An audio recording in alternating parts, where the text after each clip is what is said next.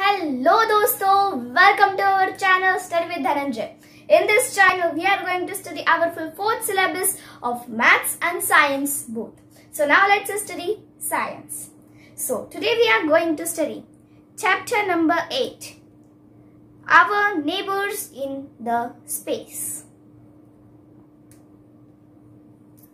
So this is the lecture 1. Let's get started. So just like people living close to our houses are our neighbors, planets and other heavenly bodies which are close to earth are the neighbors in the space. अब हम colonies में रहते हैं या buildings में रहते हैं, सो जो लोग हमारे पास में रहते हैं, हमारे अड़ोस पड़ोस में रहते हैं, वो हमारे नेबर्स होते हैं. उसी तरह जो प्लैनेट्स और other celestial bodies, heavenly bodies जो कि हमारे अर्थ के सराउंडिंग्स में होते हैं, वो भी हमारे नेबर्स इन स्पेस होते हैं. सो अभी हम आगे बढ़ते हैं. Let's learn more about them. So अभी हम इस चैप्टर में उनके बारे में कुछ और डिटेल में स्टडी करने वाले हैं. The solar system. We know that the earth and the other have 7 planets together with their moons and the sun makes the solar system.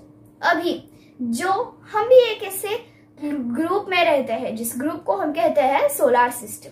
Solar system में अर्थ और बाकी के 7 प्लैनेट्स होते हैं और उनके मून्स होते हैं और सन के साथ हमारा एक सिस्टम बनता है जिसे हम सोलर सिस्टम कहते हैं. Let's study the components of the solar system starting from the sun.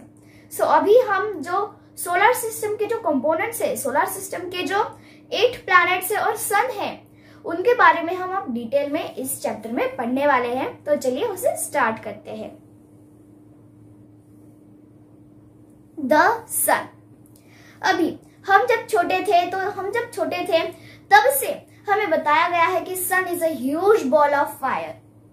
सो अभी the sun is the head of the solar system and it is situated in its centre.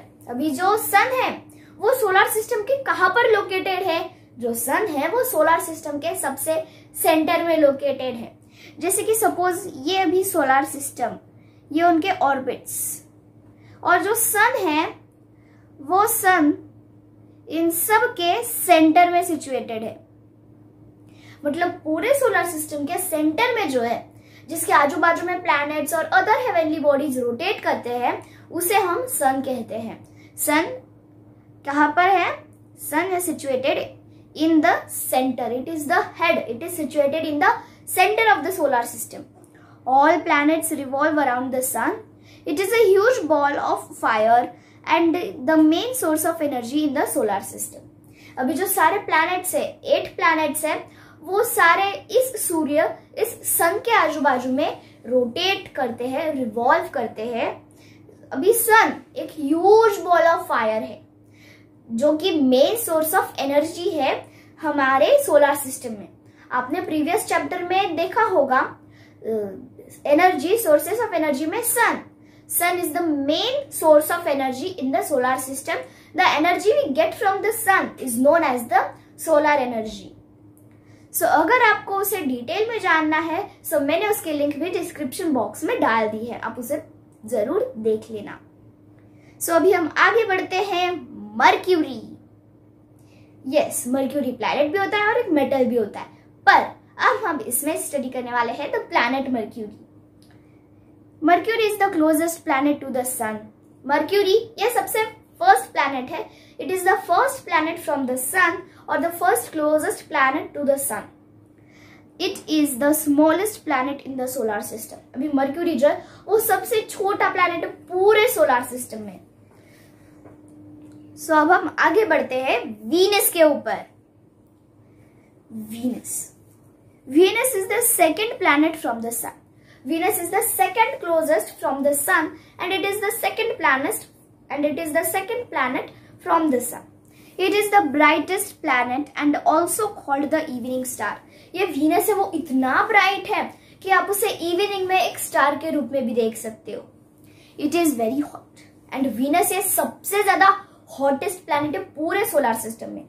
अब आप बोलोगे कि अरे मर्क्यूरी, अगर तुमने बोला कि Mercury is the closest planet from the sun, फिर ये वीनस सबसे हॉट क्यों हो गया? क्योंकि वीनस का जो एटमॉस्फेयर है उसके अंदर ज्यादातर ग्रीन हाउस गैसेस जो कि हीट को ट्रैप करती है, जैसे कि कार्बन डाइऑक्साइड और बहुत सारी गैसेस से उसका एटमॉस्फेयर बना हुआ है, जिससे कि सन से आई हुई हीट उसके अंदर से एस्केप नहीं कर पाती ज्यादा जल्दी से, और उसके अंदर बहुत सारे वोल्केनोस हैं जो कि और वो हार्मफुल गैसेस उसके एटमॉस्फेयर में रिलीज करते हैं और उसे वार्म अप करते हैं। इसीलिए वो सबसे ज्यादा गर्मेस्ट, सबसे ज्यादा हॉटेस्ट प्लैनेट है पूरे सोलर सिस्टम में। सो अभी हम आगे बढ़ते हैं।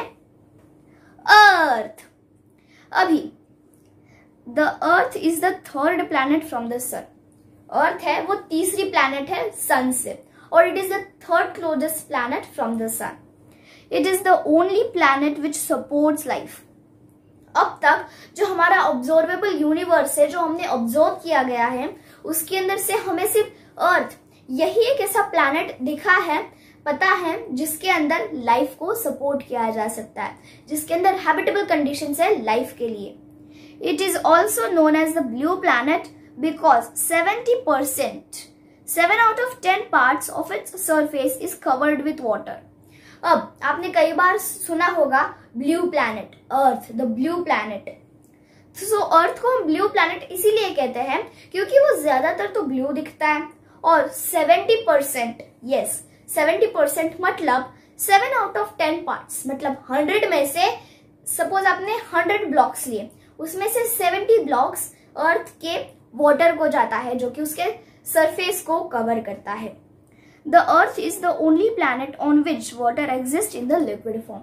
अब बहुत से अदर प्लैनेट्स हैं सोलर सिस्टम में जिसमें वाटर है पर वो प्योर नहीं है, उसके अंदर हार्मफुल गैसेस, सब्सटेंसेस मिक्स्ड है और वो लिक्विड फॉर्म में नहीं है।